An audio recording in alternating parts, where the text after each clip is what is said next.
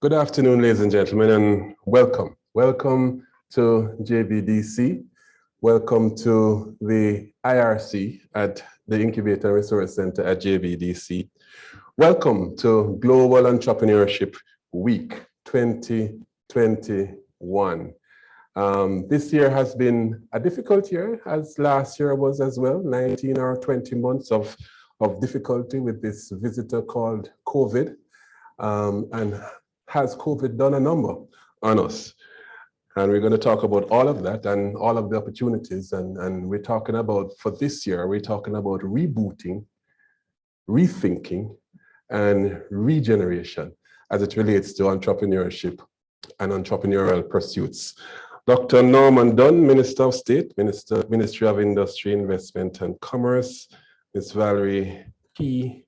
Vieira, CD, JP, etc., CEO of JBDC, our special guests online who we're going to share with for this session later on, and entrepreneurs, aspiring entrepreneurs, entrepreneurs who have been in the business for a while, entrepreneurs who have pivoted and themselves have rebooted their operations and rethought their operations and regenerated their operations as well.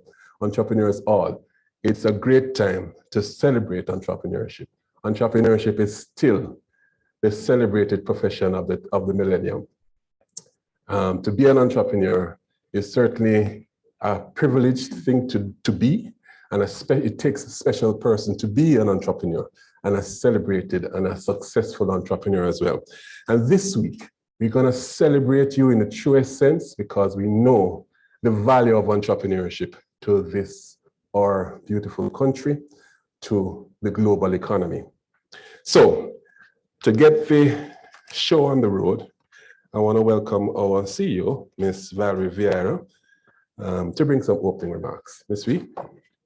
Well, welcome everybody. And Mr. Davis has already named everybody.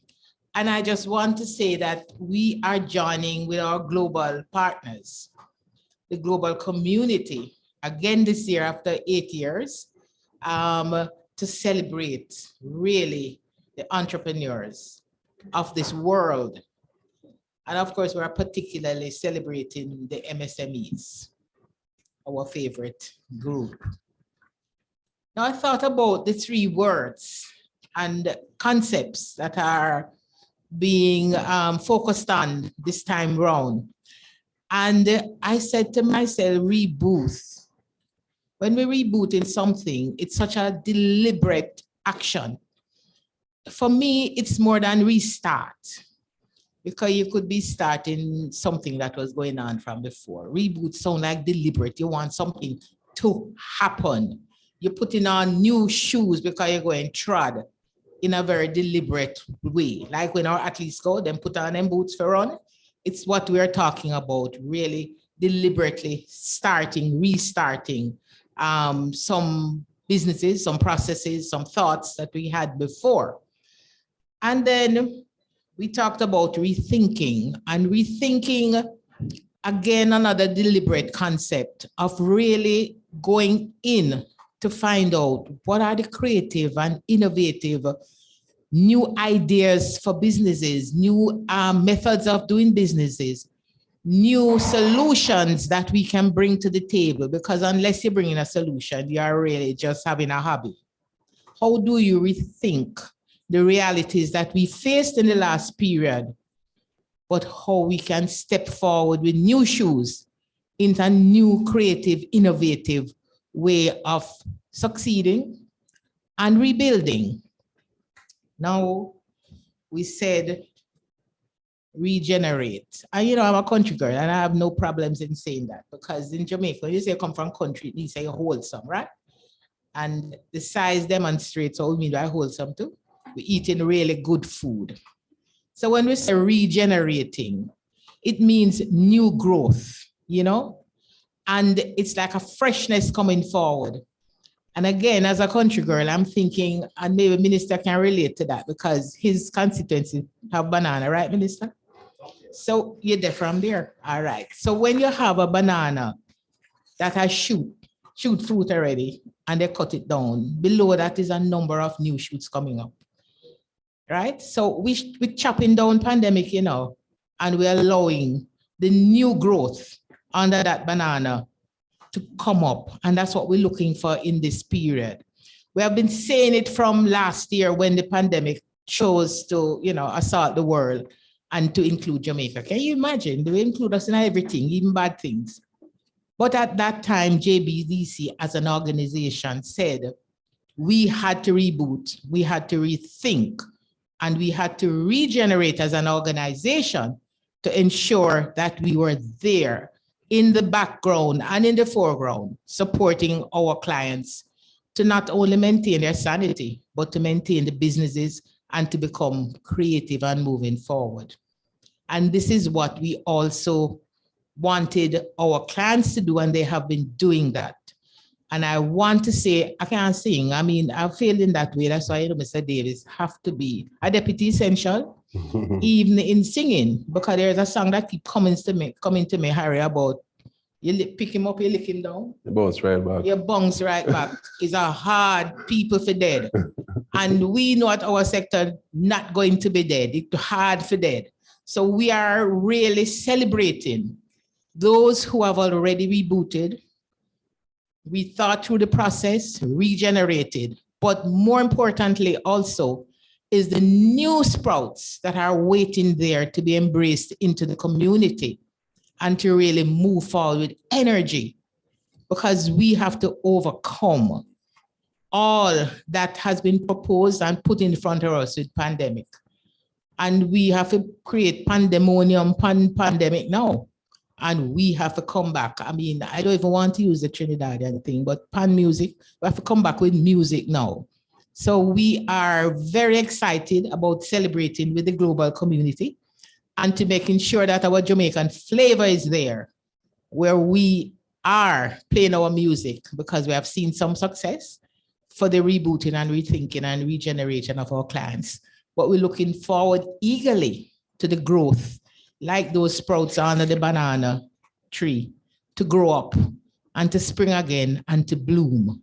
And that is what we are really celebrating. Those who have been brave, those who are becoming brave to be innovative and creative in the new space, but to make sure that you pick me up, you lick me down, but it's a hard set of people to die, because we are going to be growing and moving forward. So we're celebrating today. And we're not going to think about the downside of pandemic. We're thinking about the upside, the lessons we have learned, and the fresh movements forward as we progress and we contribute as a group, as a community, to the development of the Jamaican economy. We can, we will, and we are doing, and we're going to be regenerating over and over again. And Minister, you know this agency, pick you up and lick you down, but we're a hard organization for that.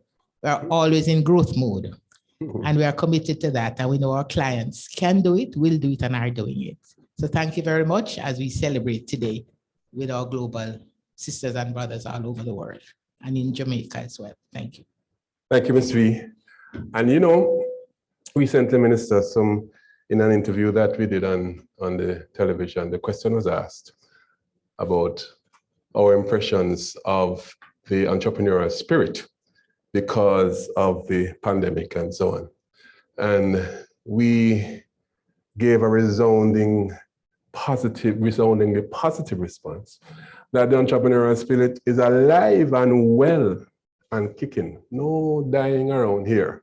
Yes, you have some entrepreneurs who have struggled, you know, reasonably so, but we have far more entrepreneurs who have seen the opportunity and are rebooting and regenerating and rethinking themselves towards a successful outcome. As a matter of fact, last year, the Companies Office of Jamaica, as you know, Minister, recorded the highest number of new businesses in a period, in a year. So that's significant, that says a lot. Ladies and gentlemen, I want to introduce our warrior minister who has been fighting on behalf of our organizations and the wider MSME community. a man from the banana parish who understands all about regeneration and banana sprouting and that type of thing. Ladies and gentlemen, help me welcome our Minister Dunn, Minister Norman Dunn. Thank you very much, Harold. I think I want one of those things. Yeah, I want one of those things to walk around with. Every time I come here, I'm impressed. I mean, I can't remember seeing it anywhere else. Huh? And she has the most important function here today. Mr. Master of Ceremony and Deputy CEO Harold Davis, JP, my dear friend, and to use your word, warrior lady, Ms. Valerie Vieira, Mr. Wayne Beecher, that's you? No, oh, online.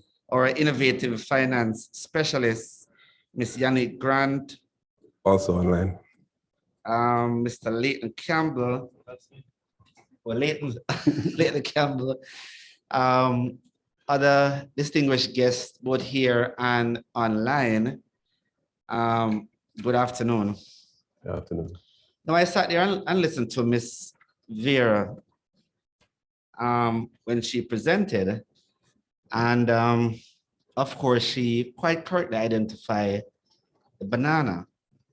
And as I mentioned, of course, I'm from St. Mary and know quite a bit about bananas.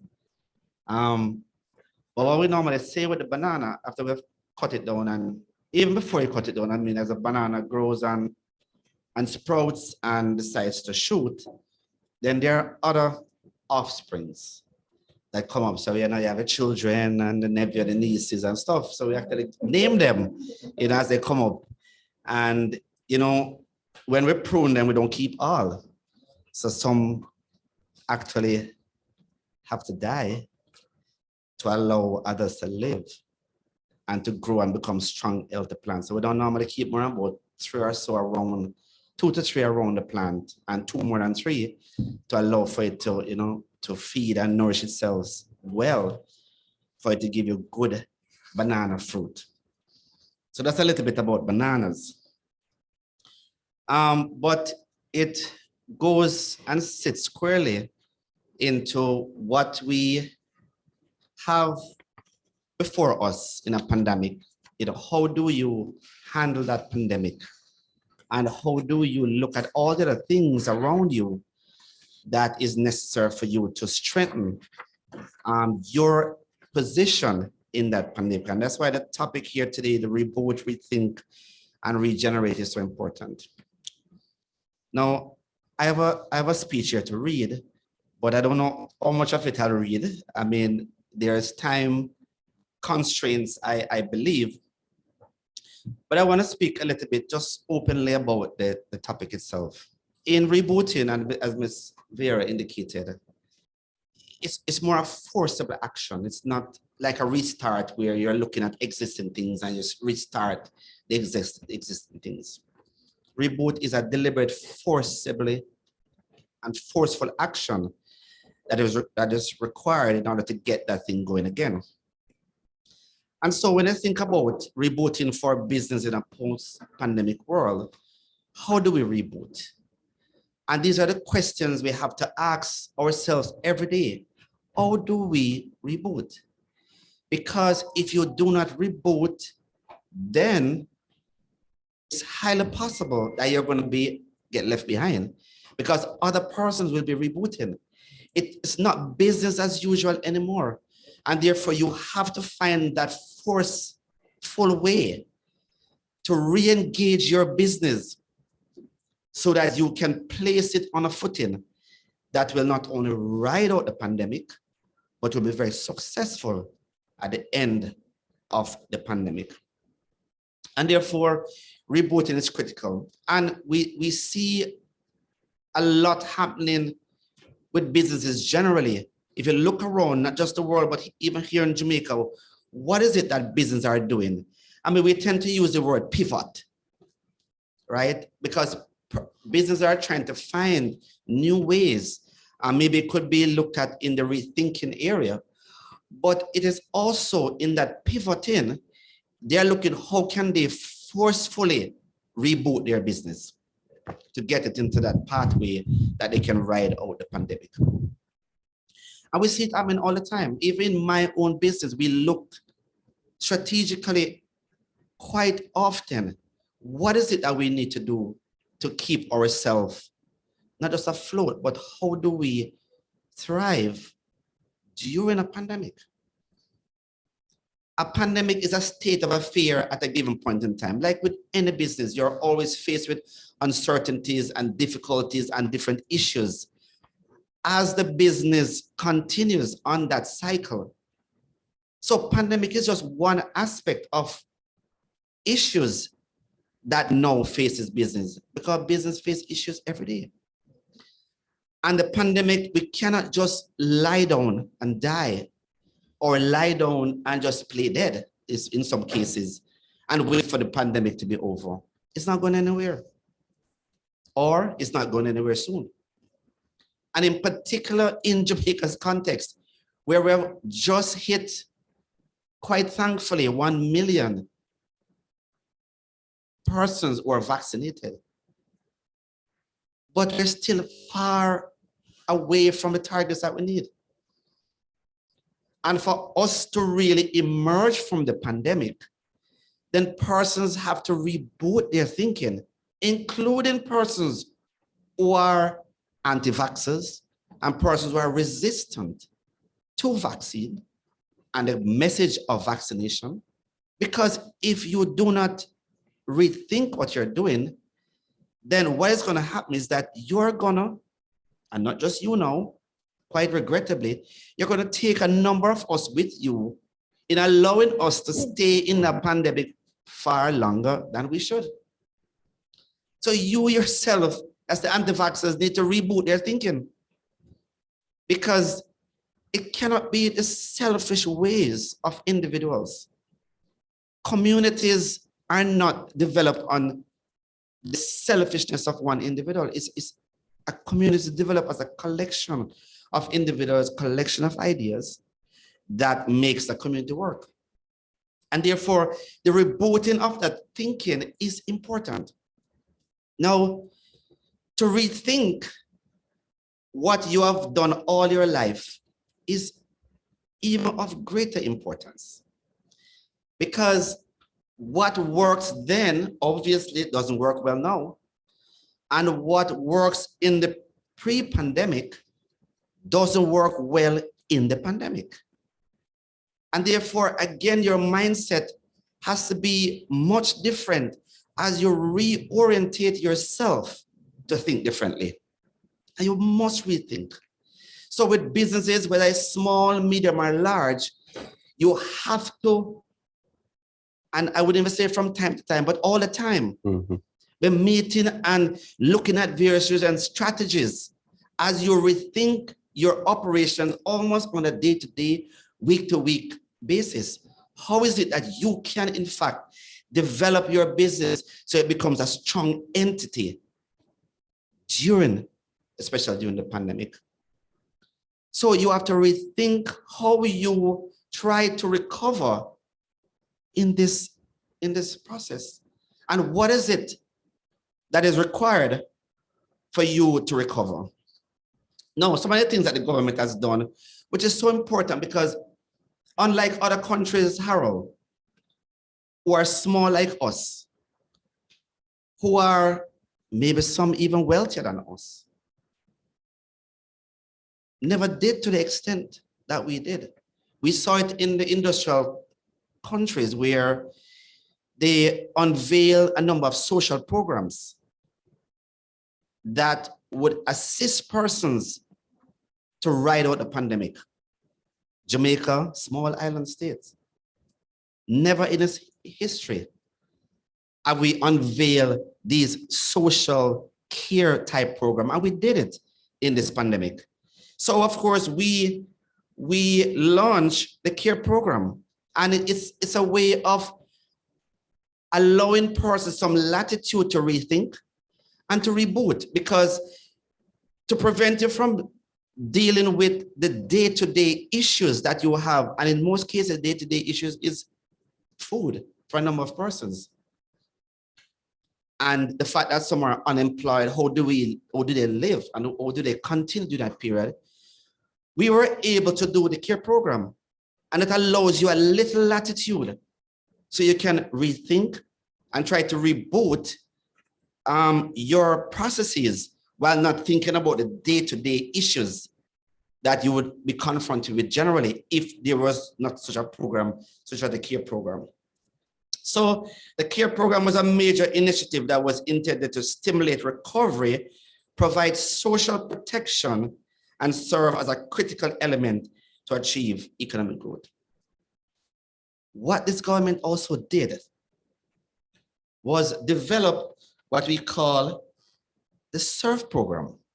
And again, the SERVE program allowed individuals, companies to reboot and to rethink. It again gave the latitude in the sum of $394.5 million directed toward macroeconomic and social recovery.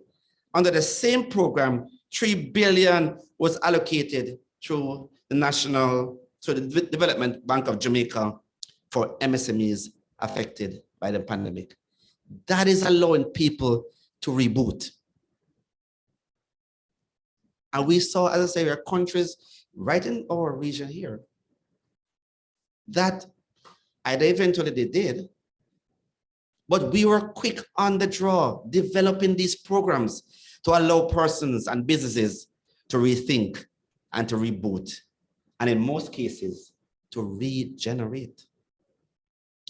So the Global Digital Service Strategy is one of the strategies also that was designed to attract and deliver high-value services and increase sector employment in the business processing outsource sector. Remember what happened to us, Ms. Valerie? When the pandemic hit, and we saw that we have all these places where a number of persons were employed in this establishment, and therefore the opportunity for infections and the COVID infection to spread within those establishments, the government pivot, and we allow persons to work from home.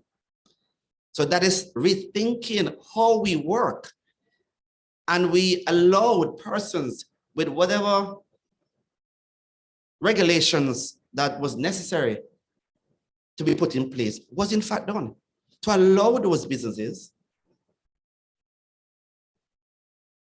to regenerate in some cases, but to rethink the processes. And what happened?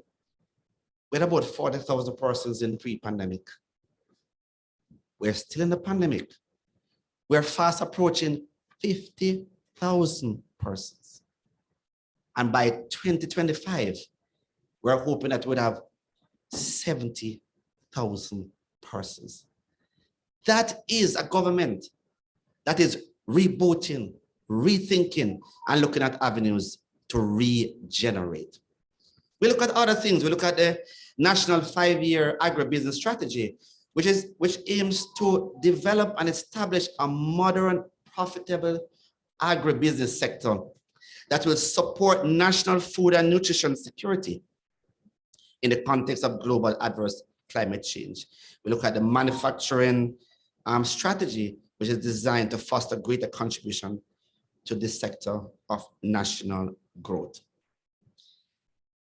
So, of note, of course, is our Export Max program, where 30% of our companies recorded significant increases in their 2020 export sale, not decrease, increase in their 2020 sales over 2019, and expanded the new markets in North America, Europe, Caribbean, and Latin America. Again, that shows not just resilience, but it shows that we have been able to reboot, rethink, and in fact, regenerate. Our viability as an ideal incubator for exciting entrepreneurial ventures is unquestionable, as I mentioned before. Jamaicans, not only you lick him down, you pick him up, you bounce right back, but we have always been innovators in what we do. Innovators.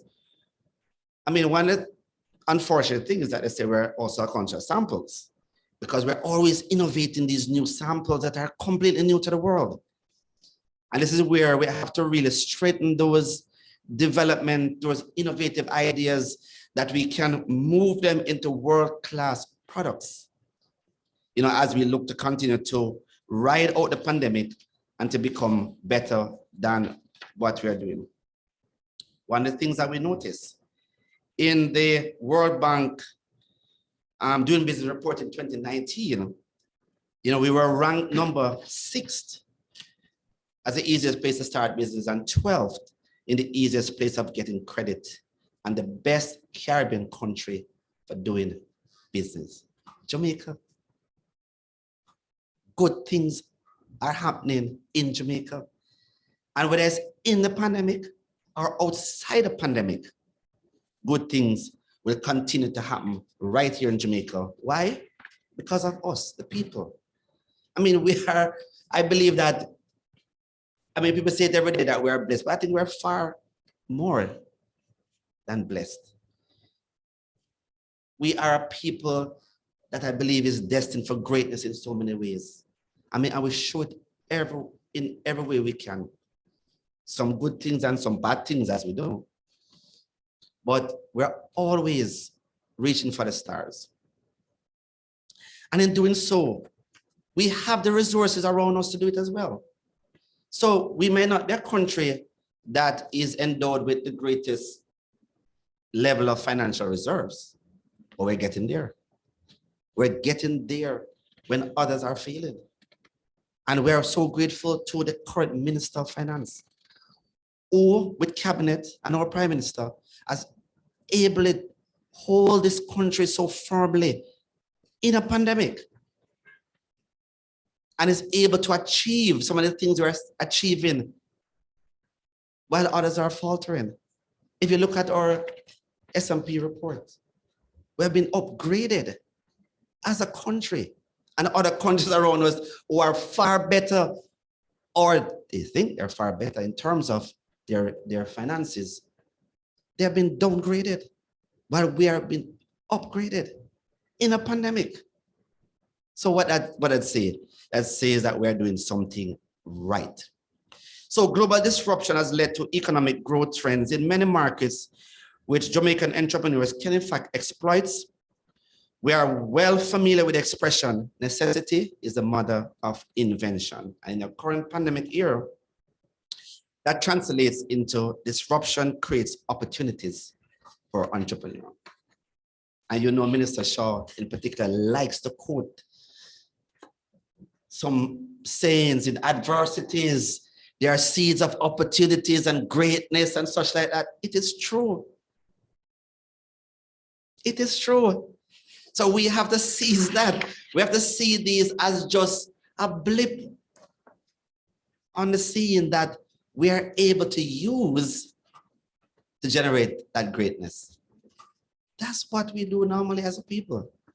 And that's what I'm encouraging persons to do. Generally, disruptions create opportunities for entrepreneurs. So my challenge to our local entrepreneurs to capitalize on these world growth trends and diversify into industries that are emerging internationally as growth leaders. These include, of course, and this is where you now have to rethink carefully what you're doing, because there are some growth areas that are obvious. So whatever you're going to do in your rethinking and or you regenerate maybe what you have is to look at these growth areas. What are they? Manufacturing, logistics, and distribution, renewable energies, as well as services in finance, financial services, outsourcing, health, and legal sector. COP2 just finished. The climate change and climate-related issues and how do we live is not only topical, but is essential for existence. And therefore, look at renewables and look at all of the technologies that are moving geared towards renewables, from hydrogen to, solar has always been there, wind, but they're looking at newer ways in which to harness these. So at least we can start depending less on fossil fuels. So for example, we have estimated 160 acres of bamboo, which is heavily underutilized here in Jamaica. In India and China, both capitalize on this and have industries valued at about 4 billion and 32 billion respectively. We're looking here at a number of things in bamboo. Bamboo is one of those, I mean, I keep using the term green gold. It's one of those renewables, constantly renewing itself. I mean, you cut a bamboo down today, and in 6 months, you have a or 6 to 1 year, you have a almost mature plant already. It is a great carbon sink, so it works well for our environment. And it is so multifaceted, and you can use it for so many different things, that it's one of those areas that we are looking at carefully in Jamaica. So a bamboo pulp and paper mill is in the pipeline, as well as a bamboo mat board facility and a bamboo industrial demonstration facility that is being developed now, in addition to a very large project that you hear speak about regularly, about a $350 million bamboo project that will be a game changer, to be one of the largest investment in Jamaica for a long time. It has so much spin-off for growth within communities that will just augur well for Jamaica. So this is just one example of opportunities for entrepreneurial activity. There are over 200 multinational companies that have taken advantage of Jamaica business environment and reaping rewards. Some successes we can talk about generally: Grace Kennedy Sandals, Jamaica Producers, amongst other companies here in Jamaica, Jamaica Teas, etc., etc. You know, that have developed sound business plans, utilizing a lot of what we have here and the Jamaica brand. This again is one of the game changers that can allow any company to reboot, rethink, and regenerate the brand that we have called Jamaica. Of course, the government has ensured that there are also programs and initiatives designed specifically to support our entrepreneurs. Example, National Investment Policy, which provides a framework for local and international entrepreneurs to create a more cohesive approach to investment. We have other things like National Business Portal. Here we must commend JAMPRO for the work that JAMPRO has done generally in making us, Jamaica, be known to the world, and what is it that we are doing here that they can in fact participate in. So JAMPRO, I mean, workshops, conferences, virtual engagement continues to be a part of this organization here, JBDC. And here's one example of it today, as well as JAMPRO and other support agencies under the Ministry of Industry, Investment and Portfolio, Commerce Portfolio. And I must mention here that there's an upcoming JAMPRO-led Doing Business Jamaica Virtual Investment Conference. I believe it's in November the 17th. That will showcase a number of areas, including agriculture, manufacturing, infrastructure, energy, creative industries. And I'm really encouraging all and current entrepreneurs to take advantage of these facilities that are, you know, that and garner as much information as possible so you can utilize it to reboot, to rethink, and to regenerate your business. So in closing, in this review of Jamaica economic performance for April to June 2021, the Planning Institute of Jamaica reported that it is anticipated that in the short term, the economy will continue to record strong growth. Performances in industries continues to recover. For the July to September 2021, growth within the sector will range from between 4 and 6%. And this will be projected for the fiscal year 2021-22. And the forecast for the growth within range of 6 to 10%. Incredible. So our expectation is that as increasing numbers of Jamaicans become vaccinated and are able to relax the COVID protocol restrictions, barring any other local and global emergencies, the foundation, we believe, we have set a strong foundation to promote growth, and will continue to invigorate our consumer confidence. Regardless, however, of the prevailing condition, the Ministry of Industry, Investment and Commerce remains resolute in our commitment to creatively and proactively use all the resources at its disposal to create an enabling business environment for all entrepreneurs. I really want to wish the entrepreneurs of Jamaica, and of course the entrepreneurs of the world, but in particular Jamaica, happy Global Entrepreneur Week. And as we reboot, rethink, and regenerate, you don't have to go far to look, to see. Just remember that the greatness lies within you. Thank you very much. Thank you very much. Thank you very much, Minister. Words of wisdom as usual. Thank you so much. And being a man from St. Mary and spoke about the banana reshooting, I didn't know about the 3 shoots, Minister. I didn't know about that part of it, but I know that there were a number of shoots that didn't know that you allowed some to die and such. Let me tell you, every time the minister speaks, we learn something more about him and his own journey. And of course, there's some nuggets of wisdom for us in the space. So we're going to move straight into our dialogue, our conversation this afternoon.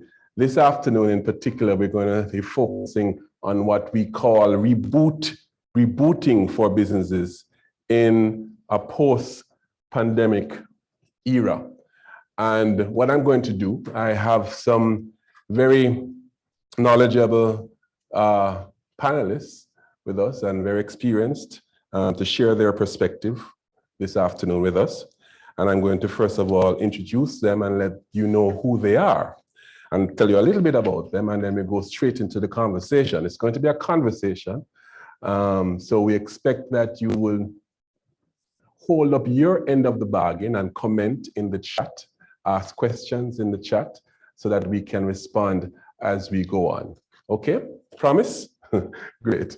So firstly, we have Mr. Wayne Beecher, who is an innovative finance specialist. Wayne is the founder of Alt Catalyst, a professional service firm and venture studio whose mission is to leverage strategy, human-centered design innovations and technologies to support the development of high-impact entrepreneurial ventures designed to market creating solutions. Wayne has a passion for entrepreneurship. He has worked with the IDB, UNDP, Development Bank of Jamaica, Caribbean Development Bank, you name it. He is known in the region for his work in this particular area. Wayne has also been a friend of JBDC and a partner in our pursuit for many years.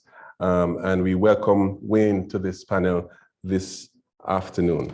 And I'm here, you give him a little applause right where you are. Our second panelist is Mr. Leighton Campbell. Now, Leighton is an e-commerce innovator, consultant, and trainer. He possesses 10 years of experience in providing e-commerce and digital communication solutions to large and small businesses over the years. Leighton has been pioneering innovation within the digital transformation space and now helps companies across all major industries with clients in Jamaica, the Caribbean, North America, and Europe. And perhaps most importantly, Leighton is an accelerate of JBDC and in fact has coveted the title of Bossman of the Year for 2019. So you can give Leighton a welcome. And he'll tell you what Bossman of the Year means, because it means something special. And trust me, Minister, lots of persons vying for that position every single year. JBDC's Bossman and Bosswoman of the Year. But more on none on that. Our lady among the gentlemen on the panel, I was going to use Rose and Thorn, but we're not in the Thorn thing. No, we're not in the Thorn thing, Leighton or Wayne. We are healthy. Anyhow, so Yannick Grant. Yannick is an author, podcaster, trainer, and consultant who helps business leaders, corporate executives, managers, and employees navigate the landscape of their consumer experience and build winning consumer service cultures. She's also the founder of Professional Training and Occupational Services, Inc., a full-service customer experience and market research company. She's a certified mystery shopper by Mystery Shopping Providers Association and has over 15 years experience with working in 9-figure businesses across 3 continents. I want to welcome Yannick Grant. And give her a round of applause and welcome her. Now, this afternoon, we're talking about rebooting businesses in a post-pandemic era. Now, I'm going to separate that title in the rebooting business part and the post-pandemic era part. What does the post-pandemic era look like? What will the post-pandemic era look like? And what does it mean to reboot your business in a real sense? You heard Minister this morning, you heard Ms. V spoke about some of the things that you need to consider. But let's dive into that. Let's have a deep dive into that a little bit more. The truth is that the onset of the pandemic heralded immediate and sometimes, in some instances, devastating changes to the entrepreneurial landscape. It did. Many persons, however, have said that the pandemic was just a dress rehearsal for some of the countries, some of the territories in the world for the 4th industrial revolution. Because in fact, what has become the norm really had been defined by what the 4th industrial revolution was about. The whole thing about artificial intelligence coming to the surface, augmented reality, the 3D printing, the big data, the blockchain thing, and all of those things that we seem to have been forced into because of the pandemic. Some people say that really the pandemic is a dress rehearsal for the 4th industrial revolution, which is on us and has been on us for a little while now. But some of our territories, including Jamaica, were behind in terms of catching up with some of those things that the 4th industrial revolution was dictating other places in the world. The truth is that there is no resetting to a pre-pandemic period. There's none at all. There's going to be, from now on, is going to be pandemic and post-pandemic. There's no resetting to what used to be pre-pandemic. That era has gone. And let us, for those of us who are still waiting on things to get back to a norm, it won't happen. It will not be the same norm that it was many years ago. That has, in fact, gone. And that's the first lesson. But the first thing that I want us to discuss is that the truth is that the marketplace and the consumer has in fact changed, has in fact evolved. There is a new consumer, and we need to understand a new marketplace and the dynamics of that marketplace. And I'm going to go to Yannick, first of all, to ask you the question, Yannick. What does this new consumer in this pandemic, post-pandemic period look like? Who is she? Does he have needs for new products and services? Where does he shop? Where does she shop? What really is this new consumer looking like in this pandemic? So, Yannick, are you there? Yep, I'm here. Can you hear me? We can hear you. Just want to see you now. So go ahead, Yannick. Did you hear me? Did you hear the question that I'm posing to you? Yes. Yeah, man. I heard you. Okay. So thank you very much for having me here on this panel discussion today. You're very much correct as it relates to consumer behavior changing. Consumer behavior has definitely changed and evolved since the pandemic. The consumers nowadays are definitely way more demanding, and I mean, a lot of the things that consumers would not have been doing pre-pandemic, they're definitely doing during the pandemic and even post-pandemic. There's way more digital interactivity. A lot of organizations that probably didn't think about launching their digital solutions or were not as involved with some of the digital channels had to definitely pivot immediately into those platforms to facilitate consumer behavior. So, you know, even in Jamaica, for example, a lot of persons are doing way more online shopping. There has been a great increase, upsurge of persons shopping for their products through these online platforms, Amazon, And you know, all of the different companies that they'd shop from. And of course, because we're in Jamaica, we can't get the items delivered to us on our doorstep. The freight forwarders have benefited greatly, like the Shipwises and the mail packs. And I'm sure there are many other minor ones that I've heard so many people talk about. But the point is that those businesses have been able to emerge and really capitalize on the pandemic because people couldn't travel. And they still wanted to afford certain luxuries that they would have afforded if they were able to travel. And so being able to shop online and still be able to get the quality stuff that you wanted was something that they definitely looked into.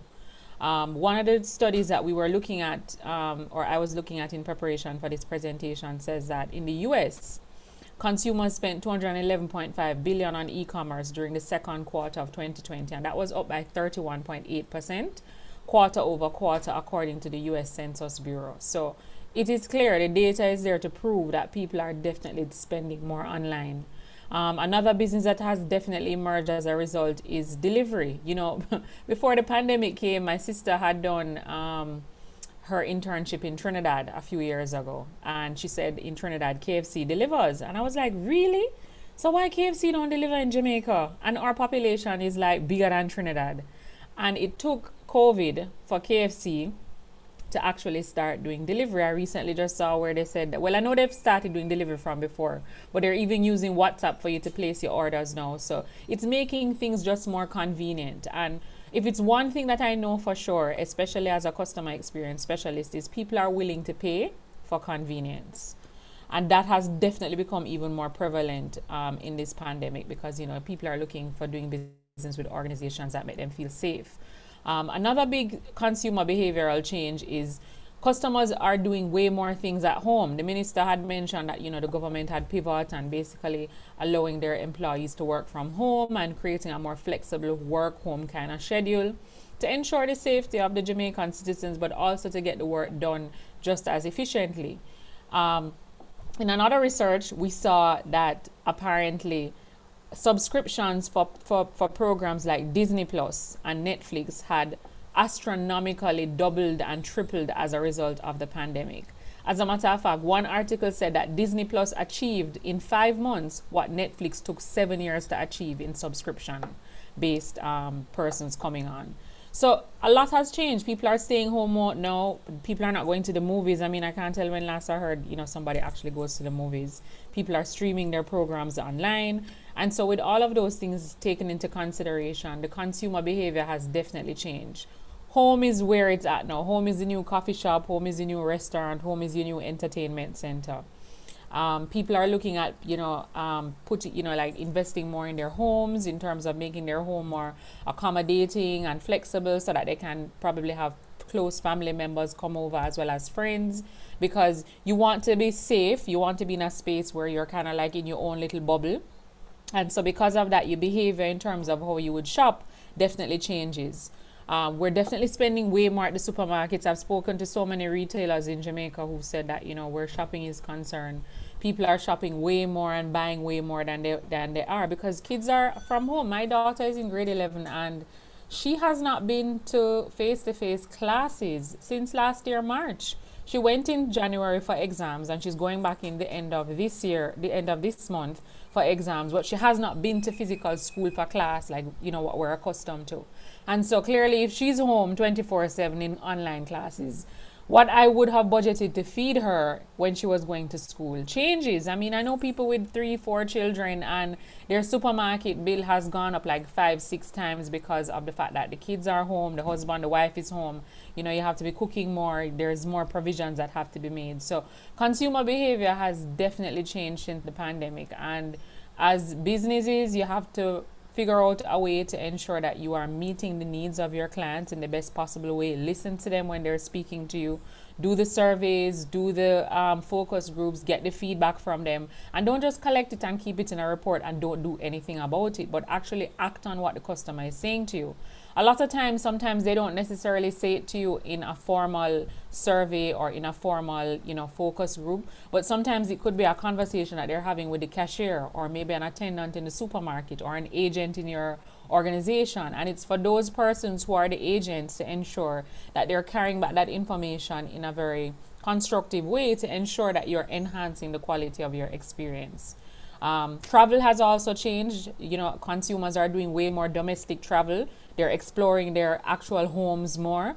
They're doing things in their countries more that they would not have done before pre-pandemic. They may look to travel outside of their country pre the pandemic, but now they're looking to explore Jamaica more. I mean, they're going to Negril, they're going to Portland, they're going to St. Elizabeth, places that they may not have, engaged in and spent time with. They're definitely doing more. So I definitely see the data has proven that the behavior has changed. In health and wellness, people are exercising more. I mean, with the Apple products, you've seen where Apple has their fitness application that's attached to their devices, and people are exercising from home more. You have a lot of instructors who are doing Zoom classes now. So a lot has changed, and we as consumers have wanted the change. Sometimes we didn't even know that we wanted the change. But we have changed, and it is for organizations to recognize that people appreciate this change and to continue delivering on it. And a lot of things that have changed will not go back to what they were pre-pandemic. They will continue. Absolutely. And I'm happy that you went there, Yannick, in terms of the fact that, as I said at the beginning, we're dealing with a new consumer. It's a different consumer who want their goods in a different way. They want different goods and services. And also something that I'm going to come back to you on, Yannick, is that they want to be communicated with in a different way as well. You know, so the whole business about the rise and fall sometimes of social media, and how it is that you strategically use that in terms as businesses, because consumers want to be communicated with in a different way as well, you know? So all of that has involved. But I deliberately started with the market because the market is what drives our business model. Because as Ms. V said earlier this morning, if you're not in business providing a solution to a market, then it's a hobby, you know what I mean? So you have to understand the dynamics of the market to understand how you need to pivot or change or evolve as a business. So let's talk about that, Wayne. When we say we need to pivot, what in reality does that mean? Does that in fact mean, Wayne, that we're talking about a different business model? Are we talking about contemplating different structures, different templates in our business model? Give me your thoughts on that. Thank you, Harold. Thank you for having me here. In terms of a pivot, you'd have to look at it on different dimensions. It depends on the level of innovation that you'd want to trigger. As you know, there are three different types of innovation. One is a more incremental type of innovation around improving your efficiency. So you're using your existing business model, you're not changing anything, you're just making it better. You find a better way to serve the customers cheaper. And then there's sustained innovation. You might have come up with something that was really innovative before, created a better widget or a better mousetrap, and you want to make that a little bit better by adding product features to it. That's what they call sustained innovation. And then the third level of innovation is where the game-changing innovation begins. That's what I call disruptive innovation or market-creating innovation.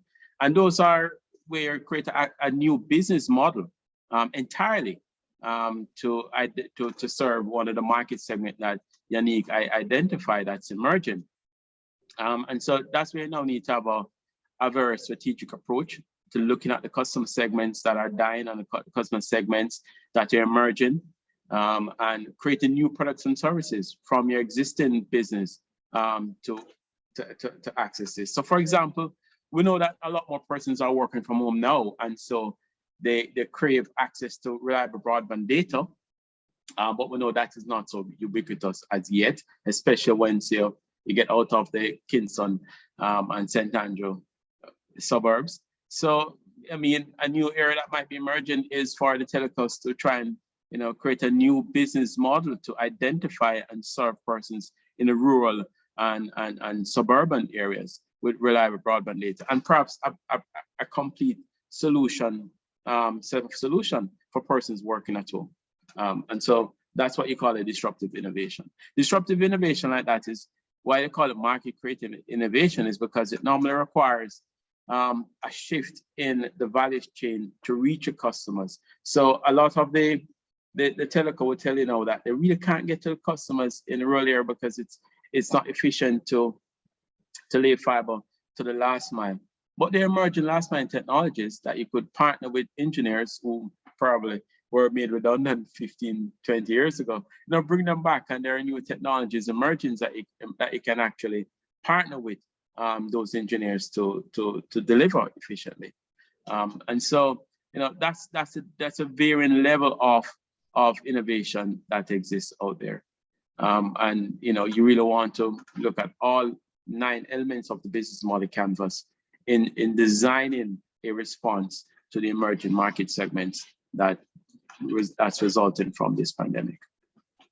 Wayne, one of the things that businesses said to us in a very candid way, when you say pivot for me, what really does that mean? And the truth of the matter is that some businesses were in fact unable to pivot as they saw it, and we know that one of the things that the pandemic had revealed and has revealed is, in a way, the fragility of some of our business structures and our business models.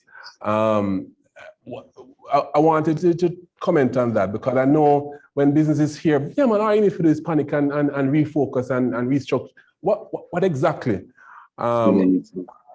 really being asked to do? And I know you're preaching to the converted when you're talking to JBDC family, yes. But entrepreneurs, from your perspective, what exactly, how do businesses move away from the fragility that a pandemic exposed in terms of their structure to a more resilient kind of model? I'm glad to use that word, resilience, because that's what required now in this pandemic.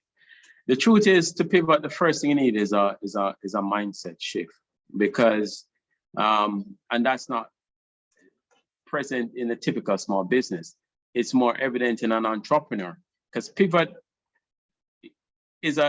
what pivot tells you first is that your products or services or your business model is not responding to the market adequately, and so you need to change. And that change is sometimes perceived as a failure, when in truth and in fact it is not. It is just a trigger, a pain point to say a change is necessary. So that's a mindset issue. The second distinction I must make about pivot as well is that sometimes we talk about pivot and some say can't pivot because they're thinking of a pivot around a product, a specific product or service that they offer. But a pivot is not really around a product or service. Like that might require some incremental innovation. A pivot really is around the business model. And so let me back up a bit. So a business model is a visual strategy that outlines your business in a single canvas that comprises of 9 elements. The first of the elements is what we call the market-driven or customer-driven front stage of the business model canvas. So look at the customer segment that you're trying to serve and to identify what job, what pain, what gain is specific to those customers, and how you're going to find a value proposition to satisfy that job, gain, or pain. And then you need to look at how you get to those customers. So you look at your distribution channel and how you retain those customers. So you look at your customer relationship component. So you could pivot around any of those. You could leave the product, which is normally in your value proposition component, but you could pivot around how you structure your distribution channel. So you might have been a mom and pop store that sell consumable goods, food to persons in your community. That is not your business. That's just your channel of distribution. Absolutely. You could now pivot towards get Leighton to give you an e-commerce website that allow you to serve customers within your community and outside of your community. And so you create a new distribution channel, which is now the website. So that's an example of pivot. You might, for example, have been a consultant training persons, and so your relationship was via a one-on-one personal sort of engagement. But in any case, businesses find it difficult to consume a lot of training content because of the time factor. There's a time constraint because they need to spend more time in the business. You could pivot your customer relationship to one where you create an online community and an on-demand kind of training service, which is available online. And if they're not comfortable with the digital channel, there's an opportunity to train them to use the digital channels, more effectively. And I could go on. So, and there are many different ways of a pivot. So there's front stage pivoting around the customer driven. There could be a resource driven set of innovation around what key resources you take on, what key activities you perform, and your partnership model. And then you could innovate around your profit formulation as well. So a lot of the small businesses that we serve today are driven by transactional revenue streams. So if they don't sell something, they don't make any money. But then there are subscription-based revenue streams, there are freemium-based revenue streams, there are bait and switch revenue streams that they need to educate themselves on and explore. So those are some examples of pivot that they could explore and use. Yeah, man, thanks for that, because it's very important for us to first of all put our mindset. You know what I mean? To understand really essentially what is our business model, what it is that what solution are we really providing, to the customer. When you're selling bulbs, you're not selling necessarily a bulb per se, but you're selling a lighting solution. And for us to begin to think in that kind of way, then you understand how it is that you can pivot even around a particular product that you're offering. So it starts there. I'm happy that you mentioned that. But in your conversation just now, and in Yannick's comments as well, the whole business of technology came up, because technology, even in what I said at the beginning in terms of the whole the industrial revolution, is prompted by new technologies and so on. But Leighton, talk to me, when the digital transformation has almost become a buzzword. Yeah. Yes. And at JBDC, we're tired to say that digital transformation is not necessarily about the digital, but about the transformation. In fact, you know what I mean?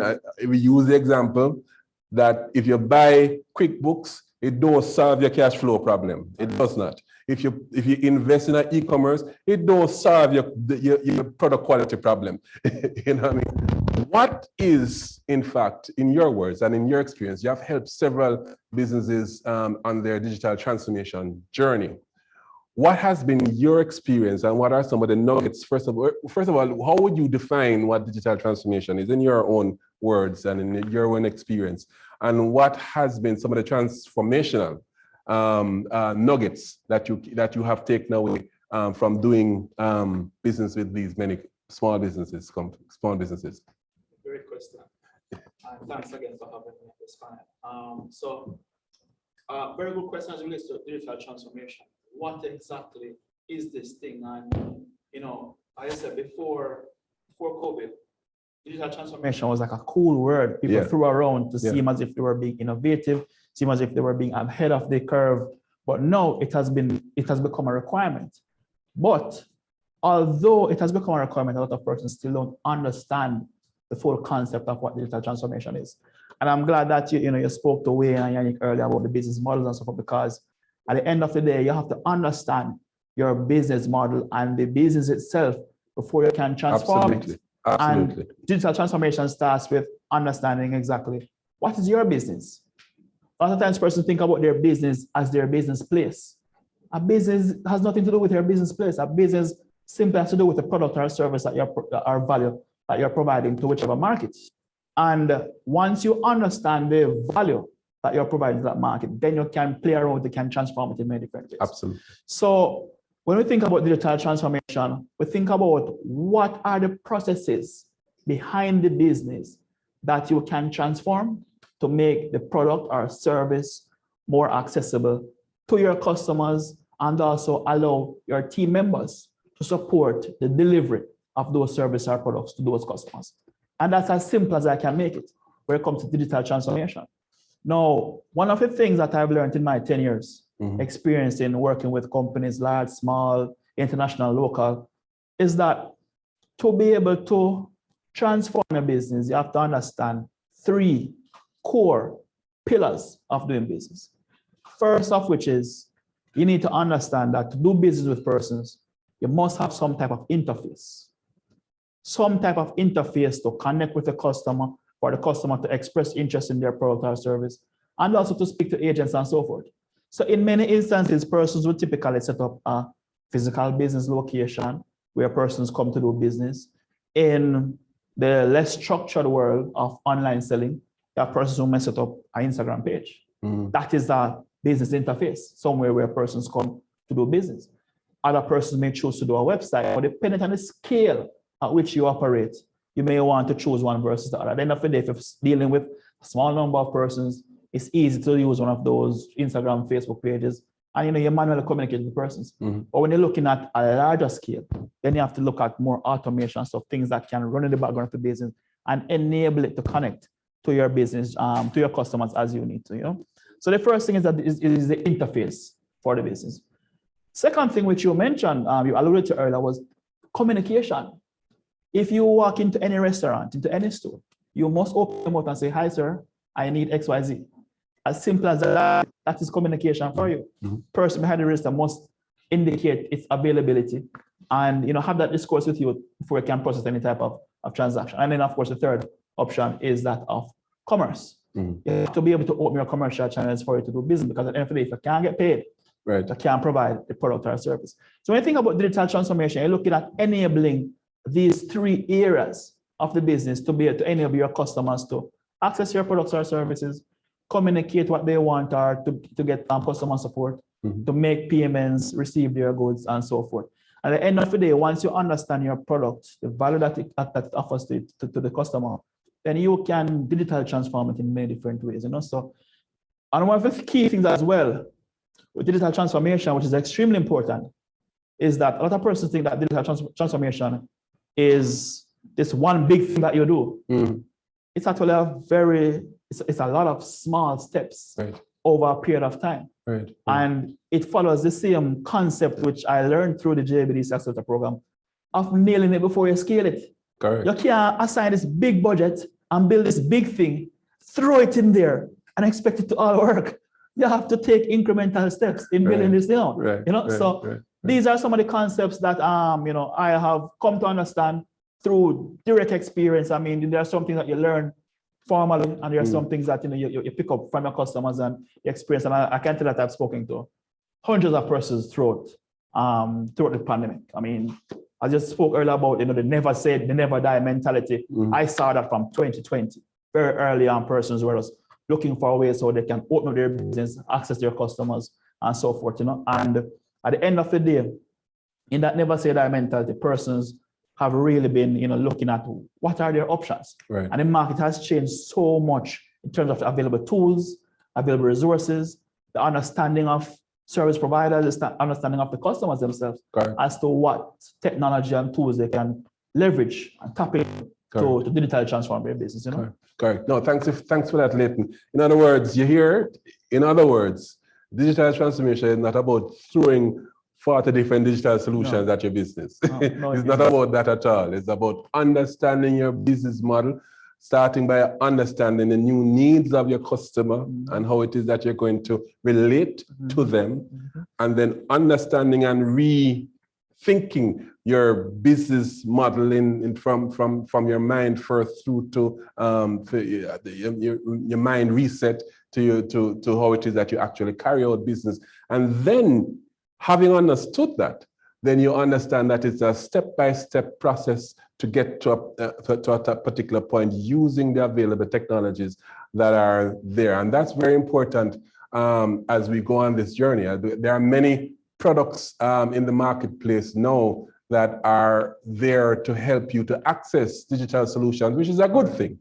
But you have to understand in accessing those products that this is the journey that you need to go on. And remember, guys, that we're open for questions. Open for comments and questions. Throw in your questions, throw in your comments as we continue this conversation. Now, Leighton, you spoke about relating both to your customers, and you alluded to relating to business and business to business relations as well. And in order for you to carry out business and new ways of doing that. Let me throw to you, Yannick, before I come back to Leighton. In terms of your B2C relationships, how has that evolved in this B2C, business to consumer relationships? How has that evolved? How does the consumer want to be communicated with? What are they asking for? How do you position your business to be able to communicate in an effective way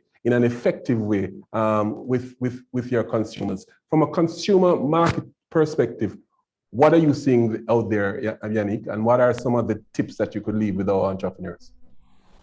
Well, okay, so we've done a few webinars on this as it relates to communication and getting in touch with customers. But what I found is a lot of persons, when, you know, as Leighton would have mentioned, they believe that the digital transformation means that they're everywhere, right? I'm not saying that you shouldn't be everywhere, that you shouldn't be on Twitter, you shouldn't be on IG, you shouldn't be on Facebook, you shouldn't have a website. Hold on a second. Hold on a second. Do you have another device open? I'm getting a feedback thing going on. You have another device open? No? Okay, all right, continue. I hear it on your end as well, the echoing, so I'm not sure. Yeah. I don't have any more devices open.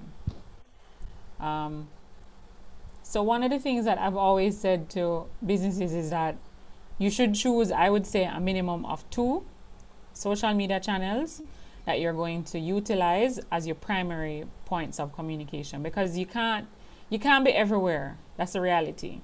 But another big thing that I've always also told is that we also need to try and create an omni-channel experience versus a multi-channel experience. And I give the example of last year when the pandemic just came on, and I was trying to select a webinar platform, but I was looking for a webinar platform that had extremely good customer experience. And I found this one. It wasn't very popular, but what I liked about them were they were all about their customers. And if I spoke to them on Facebook in a DM, that conversation continued in an Instagram DM. It continued if I logged in through their website. It was like a continuous flow. So whatever platform they were using to integrate, I could scroll up and see 2 days ago when I spoke to this person in Facebook Messenger who was a different representative, or 5 days ago when I spoke to this rep when I was actually on the website in the actual platform. And I like the fact that everything was so integrated and connected. So it's very important for our business to ensure that where communication is concerned is that they're very responsive. Now, with the advent of your phone, and you can literally do everything on your phone, people expect a response now. When they go on the phone and they send you a message, they're expecting that you respond immediately. If it is that your business cannot respond immediately, you do need to have some form of notification that says, you know, we've received your message. Someone will get back to you within 24 hours, within 2 hours, whatever it is that you want to manage the customer's expectations. There's so many times I've messaged organizations that I've found, like on social media platforms, and I literally have to pick up the phone and call them because days pass and clearly nobody has checked those messages. So it's very important for you to be responsive. I would say choose maybe 1 to 2 platforms that you're going to be primarily operating on. And if you are on other platforms, direct your customers to the ones that you're primarily being responsive on. It's also important to ensure that you're responding to customers in platforms that they prefer. So for example, some customers prefer if you call them. Some customers don't have time to be called, especially with this online situation. I remember we were doing a survey for a company in Barbados last month, and there were some clients who we had to reach out to via WhatsApp because they're constantly in meetings like this. Like, you know, I'm here now and my phone could be ringing and I can't answer the phone, but maybe if somebody sent me a message, I would see the notification pop up and I could probably, in between the conversations happening, respond to them. So you want to ensure that you're communicating in the channel that your customer best prefers, whether it is email or instant message or a telephone call. It's not what's best for you as a company, but it's what's best for your customer. And if they find that you're difficult to be communicated with, they will find another option, because trust me, there are other options out there. Thank you very much, Annette, because the truth be told, it comes back down to knowing your customer. At the end of the day, it comes down to knowing your customer and understanding what he or she is expecting of you as the service provider, as the product provider. There are some businesses, for instance, that, believe me, if they knew me as a customer, they wouldn't be emailing me as much, because it does annoy the hell out of me to say 3, 4, 5, 6 emails. I'm going to shut you down and not doing any business with you. So you need to understand your customer and understand what it means. And one of the things that you said, Yannick, very important as well, is that you have to communicate with your customer in your customer's voice. Understand how they want to be communicated with. If your client, if your customer is a Facebook kind of customer, understand that. If your customer is a WhatsApp kind of customer, understand that this is what is available. But at the end of the day, make sure that you are authentic. You deliver every single time. You deliver on expectations every single time. So thanks for that. Wayne, I want to pick up back on something that you said earlier. You spoke about the different types of innovation that persons need to be looking at, and how persons need to interpret pivot. I know, Wayne, that you're a big technology guru as well.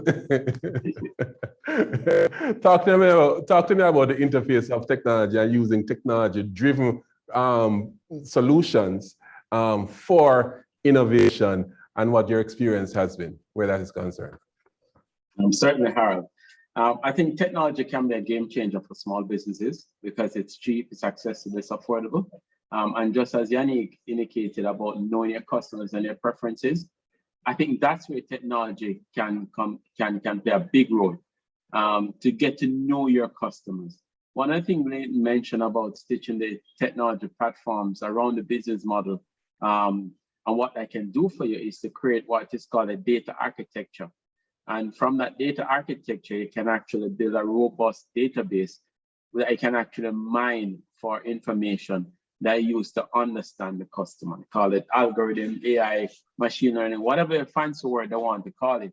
But it's an intelligent way of looking at the data and trying to learn about your customers. You know, what is it they like, what channel they prefer to be communicated through, you know, how they want to be related to, what value they're looking for in your products or services, and to continually evolve your products and services to meet them.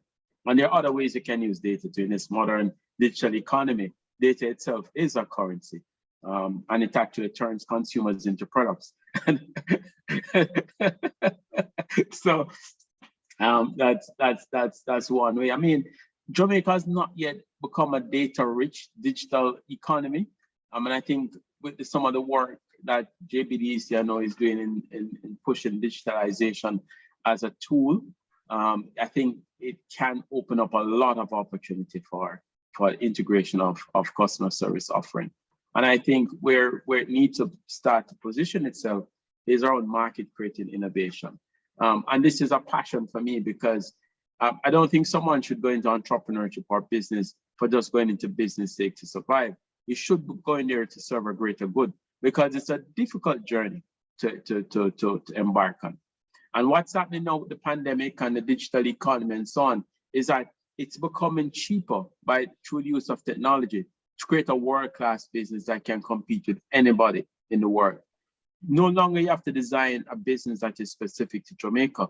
You can use digital services and research agencies to understand the consumer preference and patterns in the UK, in Canada, in the USA, and design digital offerings to them, or apply technology-enabled offering to them. So, for example, we do a lot of sample size innovation around different kind of product values and brand values, but we don't really exploit it to its maximum because we don't use the technology to support that. So, for example, there's a popular sandals brand in Jamaica that a lot of persons in the diaspora demand and want, and they're a customer of JBDC as well. But there are two things they could add to that to make it really world class. One, they could create some intellectual property around the brand to make the brand really valuable. And two, they could use the digital transformation platforms e-commerce, CRMs, and so on, to actually reach customers anywhere, help them to design new sandals or slippers based on their preferences, and then use the underlying e-commerce logistic network to deliver those slippers or sandals direct to those customers. It's current because of a friend who lives in New York, and he came down just last month, and his wife asked him to get 2 of those sandals, and she gave him specific instruction. When he went to the store, there weren't the specific brand and color that he wanted wasn't in stock. Very disappointed, and he'll probably have to sleep in the doghouse when he gets home. But you know, and I'm saying that's a brilliant opportunity for us to really leverage a brand and actually scale. And that company doesn't really have to do everything to manufacture all of those products or services. They could create design patterns, you know, around the brand elements, have it co-created with their customers, of course, but then license it to a manufacturer that is closer to the customer and have it manufactured to quality and delivered at a, you know, in close proximity. So you see that mindset shift. There's not about now, you know, husbanding the manufacturing, you know, in Kingston, but actually, you know, leveraging this digitized world, this cognitive world of intellectual property and design thinking to create new products or services, physical or digital, that can be delivered anywhere in the world. Same thing can be done to a creative industry, which I know you want to create an example. I think we have a your tremendous opportunity in front of us, and I think that this constitutes really the root of the opportunity. Mm-hmm. Understanding what kind of advantages that this big data, this data that we're not manipulating or not utilizing sufficiently as entrepreneurs is giving to us, because the truth is that and it's not only entrepreneurs. Ms. B has it to say sometimes, not too politely, that we don't use data as a country in the way in which we ought to, really. And many of our decisions aren't data-driven. No, as entrepreneurs, this is one of the reasons why now is an unprecedented time in terms of opportunities. Now the data is available at our fingertips, literally. Mm-hmm. And we have not been able to use the data, much less the other technologies, artificial intelligence and all these kind of things, to really create innovation in our own business and create. And listen, no, one of the things that they have said internationally is that the rate in which disruptive innovations are happening is far greater now than it was in the past. And that's because of the availability of the technologies that are around and the fact that the data is now available at all. It's the age of data, it's the age of big data. Leighton, what are some of the, what are you seeing in terms of when you talk to your clients in terms of how it is that, where are we in terms of the utilization of this global, whether it is market data, whether it is technology data, where are we in terms of utilizing that in terms of your experience? And what are your thoughts on it in terms of how it is that where we need to get to?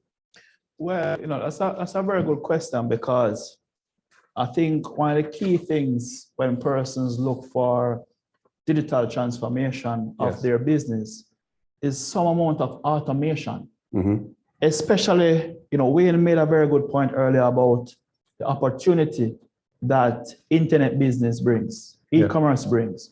And, you know, it's something that I want to promote locally, because I personally believe that internet entrepreneurship is one of the doorways for getting Jamaica out of poverty, especially as it relates to those younger entrepreneurs, those persons who are from a specific demographic that don't have the resources to invest in a large business, can simply set up a basic platform, get your business up and running at a mere fraction of what it would usually cost, you know? So this is a very big advantage for entrepreneurs right across the globe. Mm-hmm. But when it comes to data, one of the key things that persons must understand with digital transformation is that once you put a system to replace a manual process, automatically information is being passed through those systems. So whether it's a simple thing as a sign-up form, whether it's an order management system, whether it's an application system, any type of digital transformation platform, any type of technology solution that interacts with customer information, purchasing information is generating data. Absolutely. And that is why we were behind on data collection, because we were still using that big book with a pen. Some persons would have maybe using Excel to capture some of their information, but they're not leveraging it so much. Once you go systems, it becomes so powerful. Why? A basic example of the e-commerce platforms that we typically provide is that once you set that up, and you start collecting orders, you have access to customer information. You are able to generate immediate reports just at a click. There are mobile apps that I can give you on your phone that you're walking up and down, you're in the supermarket shopping today, you know exactly what's going on in your store. You understand? All of this is information that you can use. And now, Yannick will allude to this, that marketing automation is the new craze. Yeah, man. How do we leverage the data to keep our customers coming back, to get new customers, to get existing customers to advocate for us? These are powerful things. So typically these, once I build a website or my company builds a website, we have to consider how do we leverage data, whether it is visitor information on the website, because not every first visitor will buy. How do we get them to come back? You'll have seen persons talk about things like the Facebook pixels, the things that enable you to, you ever on your phone or you click on something, and all of a sudden this thing is following you all around. That's all data. You understand? So you find that with more technology systems being embedded into the business processes of these companies, data will inevitably drive far more business decisions. Absolutely. At this point in time, I can say even we are in the middle of a major pivot, and a lot of this is coming from simply information is coming from our farms. Yeah. What product are majority of our customers requesting? Correct. Why not give them that product? Right. You understand? So these are things that are become very, very paramount and very obvious to persons once they start to think about digital transformation, automation, how data is leveraged, how you make purchasing decisions. All of these things come with the use of data, and most importantly, the ability to just see a business at a snapshot through reports. Absolutely. That's very powerful, and it enables you to make decisions on the fly, Absolutely. Thank you so much, Leighton. I think we have had a very, very rich conversation this afternoon. Yannick, I'm gonna shoot back to you, and then Wayne, and then Yannick for final thoughts for this afternoon. But I wanted you, before you give even your final thoughts, Yannick, is to comment on the whole, and what Leighton was prompting you to comment on just now, in terms of how the data-driven marketing and how businesses can take advantage of that or utilize that. We're talking about rebooting now, so talking about doing things in a deliberately different way, and then you can give us your final thoughts in terms of the whole business of rebooting, how it is that you see business and your own business for the pandemic and post-pandemic period. Over to you, Yannick. Listening to Leighton speak just now, I had mentioned earlier in the conversation that my daughter is in grade 11. And a few weeks ago, the school sent out an email stating that we must sign up the form for CSEC, which is a legal document that we have to physically drive to St. Cecilia Avenue to pick up in 2021, right? Then they sent an email this morning that the invoice that each parent gets as it relates to the subjects that their children are taking is ready, and we're to drive again to St. Cecilia Avenue to pick up this invoice. And I'm saying to myself, really? Like, why are they not using, wasn't there a way for them to do like a mail merge or something and send out? I get it, everybody's bill is going to be different, but I'm sure the technology and the system exists. What about schools in the States where their children have to register? Nobody's driving from Jamaica or taking a plane from Jamaica to go and collect a form for registration or to pay a bill. I just think if we're going to really start with this thing, we have to start in the sectors that are most impacted. The health sector, the education sector, and get those sectors literally transformed. Their mindset need to completely change, because I don't understand why it is in November 2021 after we've been talking so much about digital in all of these different sectors, we still have schools asking parents to drive physically to a location to pick up a document. It is just, it blows my mind completely. So, Leighton, if that is a service that your company offers, I am strongly recommending the principal of St. Andrew. Maybe you could start with them, is Mrs. Kiva Ingram. You need to go down there and get them to get on board, because it's painful. And I can imagine if I as a parent feel this way, how many other parents feel, this way as well. So just to close, or just to support what he was saying, technology and automation can definitely help your business. And it's important for you to embrace it. There are many, many different tools out there that you can utilize to make people's lives easier. If it's a case where you have employees in your organization who are resistant to change, then you need to position it in such a way that they see the benefit that it will be to them. I get it. You're probably accustomed to doing things in a particular way, and this seems a little uncomfortable, but that's what change is. Change requires that you go through a period of feeling uncomfortable. And so you have to encourage your employees to recognize that this is a new way of how we're going to be doing things, show them the benefit, the efficiencies. Leighton would have mentioned that, you can literally pull up your phone, you can see how many of your stock has moved off the shelf, you can see how much you've sold in this particular product, you can see what the profit margin is for this product quarter over quarter. These are things that the systems allow you to be able to see. You can also generate these reports and share with your clients. It could be a case where maybe you're sharing with a client that this is how much money you spent with me in the last 6 months, or this is how much stock you bought from me in the last 6 months, so that they can know as well. So information is king, data is king, and I think both the consumer needs to embrace it as well as the businesses. As it relates to customer experience, I think more businesses need to pay attention to what their customers are saying to them. Listen to when your customers are talking to you. And don't take for granted because the customer is not giving you feedback. That doesn't mean that they don't have any grievances or any challenges. It's important for you, if you haven't heard from a customer that you would have normally heard from or normally purchases from you, you should pick up the phone and call them and say, hey, just checking in to find out, normally you would have placed an order with us every quarter or every 6 months.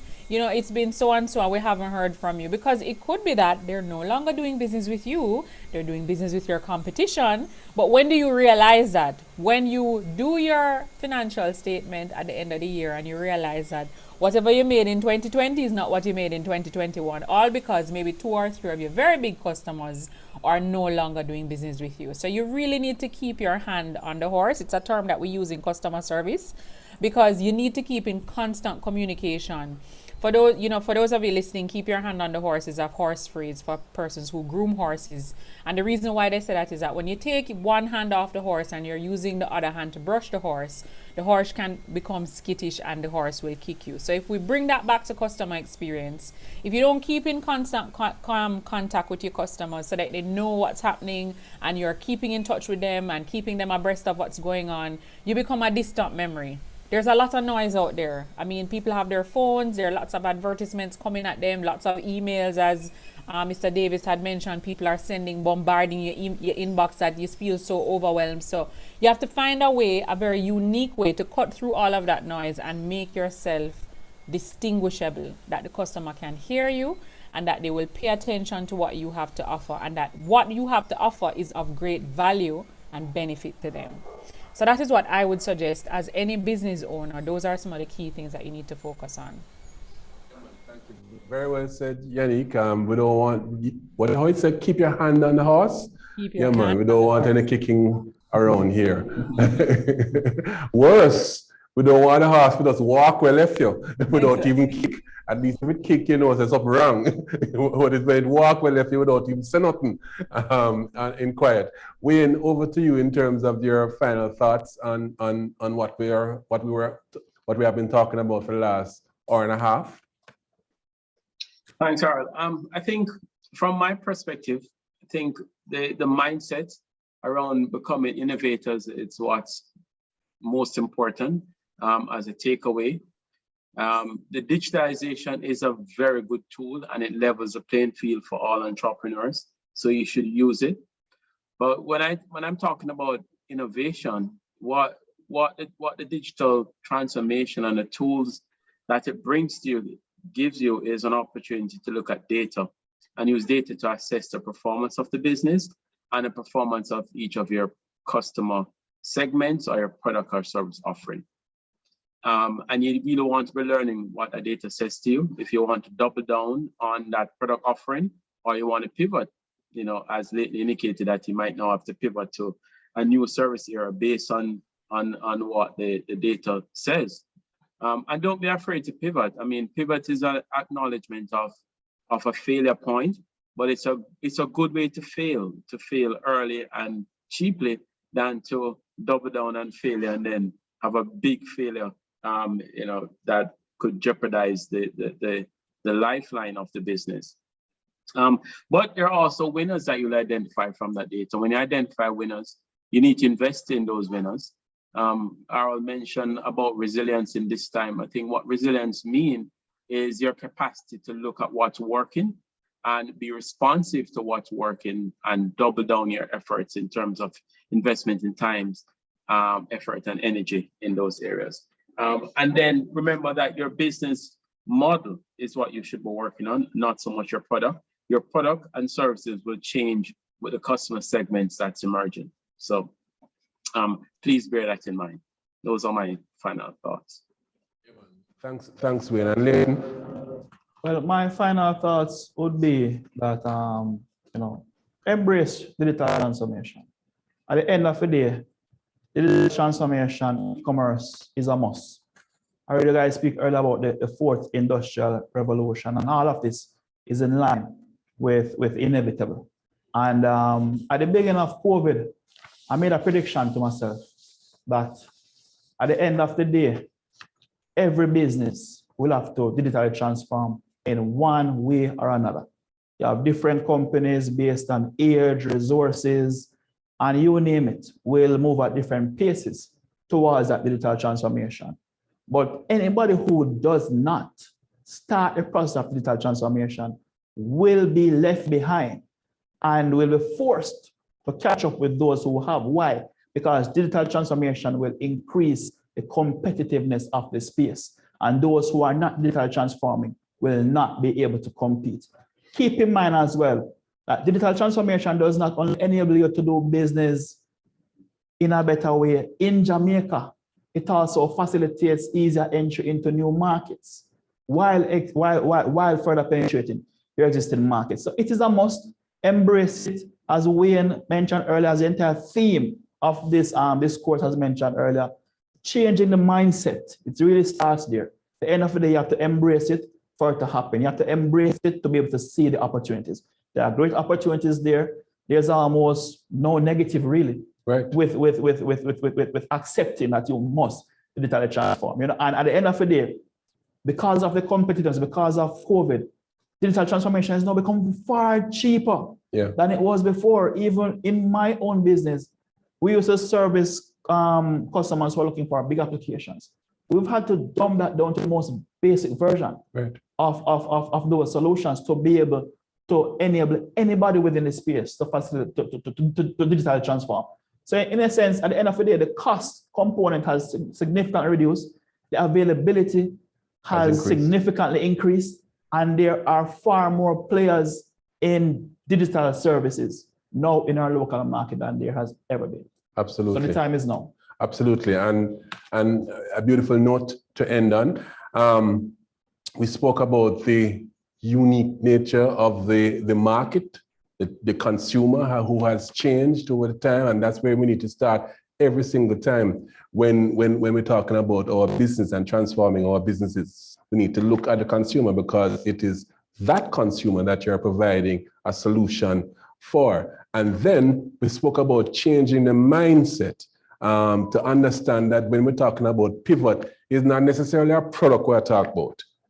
We may be talking about a process. We may be talking about a segment of the market that has changed and so on. So that needs to be, if nothing else, think about that, you know, that when you're thinking about transforming your product or your service or your business, the mindset is not necessarily the actual product or service that you provide, but the entire way in which you provide the solution to the consumer who has changed. And finally, we spoke about not finally, but we spoke about the importance of data and managing data. And this era of data overload is a good thing. It means now that we now need to know how to manipulate that data. There are many, many tools out there that can help us to manipulate that data that will, at the end of the day, achieve a positive outcome for the information in our businesses and how we serve our customers.